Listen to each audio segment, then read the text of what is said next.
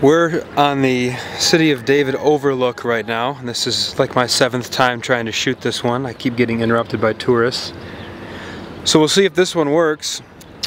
Let's point out some larger things so we can orient ourselves. This hill is the Mount of Olives, furthest eastern hill in Jerusalem. Garden of Gethsemane would have been somewhere in this area around Jesus' time. The modern Hebrew University is further north. You come down south, there's a fault line there, and then you have the modern Arab village of Silwan. You drop down into the Kidron Valley, and keep in mind that both for the Kidron Valley and the Hinnom Valley, they would have both been 50+ feet deeper during the Old Testament time. Eventually garbage washes down, rubble washes down, and it fills in. So it's a little deceiving today as to how deep it was. But this is the Kidron Valley, and from here you slope up to the eastern hill.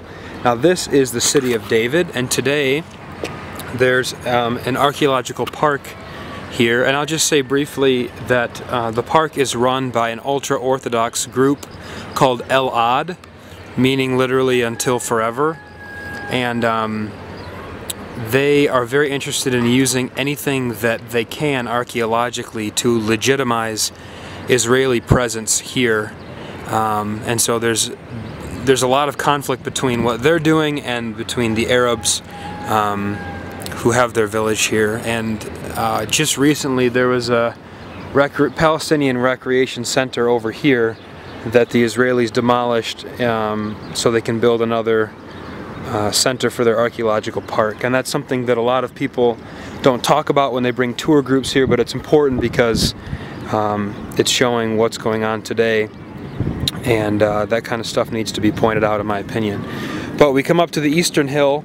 This is the old Jebusite city of David. So when Joab, David's commander, came and conquered Jerusalem, this was what he conquered. It's just a little finger of land that comes out here, and then it curves around and comes back, and on the other side of it is another valley that you really can't see here, and that is the Central Valley. Now before, a while ago, I shot a video right up, somewhere up here on the old city walls, and you couldn't see some of the details of the topography that you can see here. But you see how this is a very defensible city on this side. You can't see it on the other side, but it would have been defensible over there as well, and so you've got yourself a nice elevated ridge with a spur line of land that runs off and connects this way further north. So this was a great place to put a capital. You've got city walls, you've got a water source here, and there's other reasons that we'll talk about later. So this is David's time. Then in during Solomon's reign, he extended the city further north, and he built the temple. Now what you're seeing here is from the time period of Herod the Great. He built this gigantic platform, and so that's what you're seeing remains of today. The top of it is later periods, but the bottom, you can see some of it there, would be Herodian. But the original temple would have been up there, Solomon's temple. So this was Jerusalem proper, from here all the way down here to the City of David. Then you slope up from the Central Valley here, and you've got the Western Hill, and look how much higher the Western Hill is in elevation. It's a lot higher than the Eastern Hill. And it wasn't walled in as a part of the city until sometime during Hezekiah's reign, or maybe just before. And then you come down into the Hinnom Valley that runs along the western side of the city, and it comes around to here where all the valleys meet. And then you come to the Watershed Ridge. Now, I'm amazed there's no tourists coming up here. I might actually finish this thing. So when you look at this city, I want to point out a couple of things. The first thing is, if this is the original Canaanite city and this is David's city, we have in Psalm 125 it says, "As the mountains surround Jerusalem, so the Lord surrounds his people from this time and forevermore."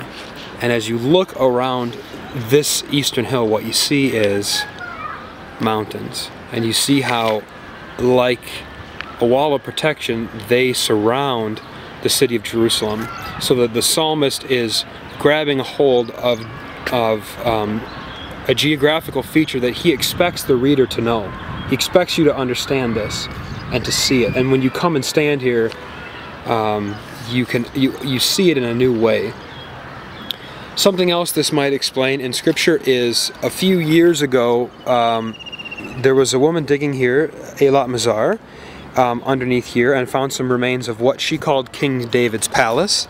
And of course the organization running the city of David is happy to also call it King David's palace.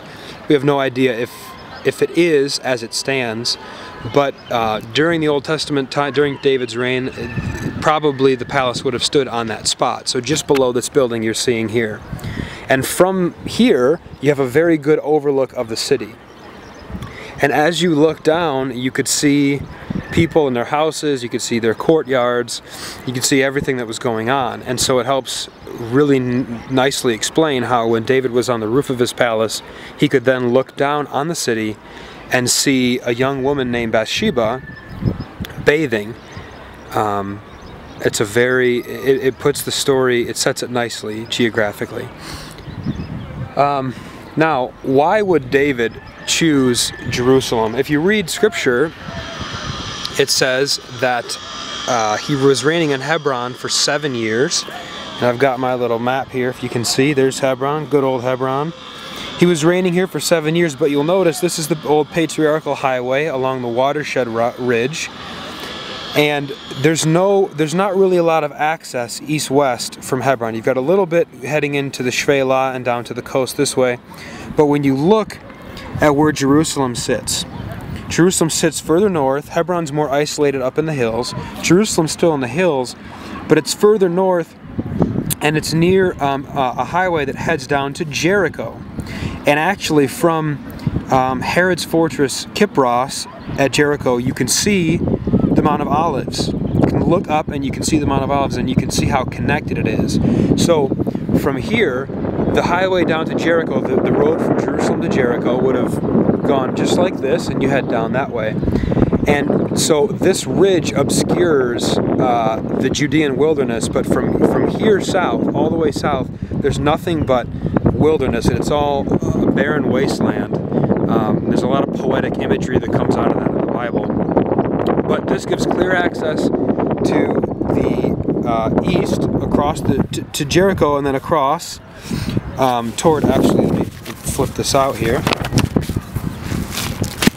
It gives clear access across, and then up to Rabbah, which is the very city that Joab was besieging while David was here messing around with Bathsheba. So this is that connection.